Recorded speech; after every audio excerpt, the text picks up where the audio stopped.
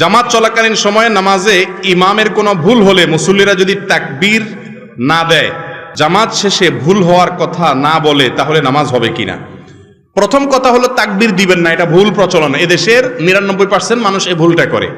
সেটা হলো ইমামের কোনো ভুল হলে মুক্তাদিরা পিছন থেকে কি বলে তার ভুল ধরবে? লোকমা দিবে কি দিয়া?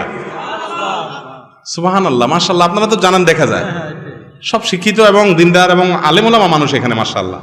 কিন্তু এদেশে বেশিরভাগ মানুষ নামাজের পরে পিছন দিয়ে কি বলে? আল্লাহু আকবার বলে।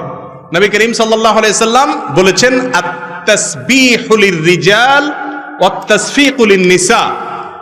ইমামের ভুল হলে পেছনে মুক্তাদি যদি মহিলা থাকে তাহলে এভাবে হাতে বাড়ি দিবে, মানে ইমাম সাহেবরে বুঝাবে যে ইমাম সাহেব বেলাইনে চলে যাচ্ছেন।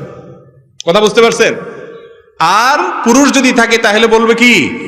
সুবহানাল্লাহ। আমরা বলি কি? আল্লাহু আকবার। আল্লাহু আকবার হাদিসে নেই, হাদিসে আসছে কি? সুবহানাল্লাহ। এর আমলও খুব একটা চালু নেই আমাদের সমাজে।